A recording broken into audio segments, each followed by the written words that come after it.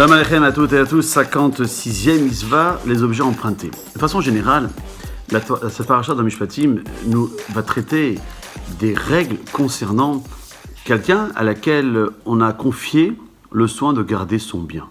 Si le dépôt est perdu, volé ou endommagé, alors la responsabilité du dépositaire varie selon qu'il est rétribué ou non pour cette tâche. Alors nous avons parlé à la fois du gardien bénévole, nous avons parlé dans notre dernière émission du gardien aussi qui est rémunéré.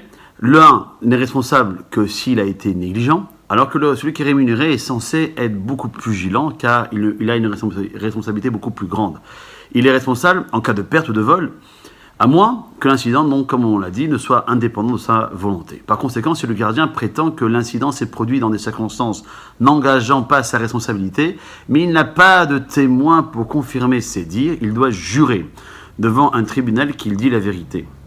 Il doit également jurer qu'il n'a pas utilisé l'objet pour ses propres besoins et que l'objet ne se trouve pas en sa possession. Et ces deux catégories de gardiens n'ont pas le droit de se servir du dépôt à des fins personnelles. S'ils l'ont fait, ils sont considérés comme des voleurs et tenus responsables dans tous les cas, y compris en cas d'accident. Il y a deux autres notions, ce qu'on appelle l'emprunteur, qui est en revanche responsable dans tous les cas de perte, à moins que la perte ne se produise au cours d'un usage normal mais pas abusif de l'objet. Par exemple, si le marteau qu'il a emprunté se fend pendant qu'il enfonce un clou, ou bien que le bœuf meurt pendant qu'il laboure normalement la terre. Et donc là, c'est le propriétaire lui-même qui se met dans son tort en permettant qu'on l'utilise pour son bien, pour ses usages. S'il n'est pas assez robuste pour une utilisation ordinaire, le propriétaire n'aurait pas dû le prêter.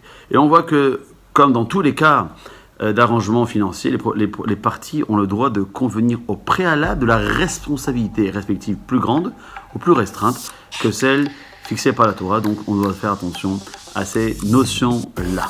À bientôt.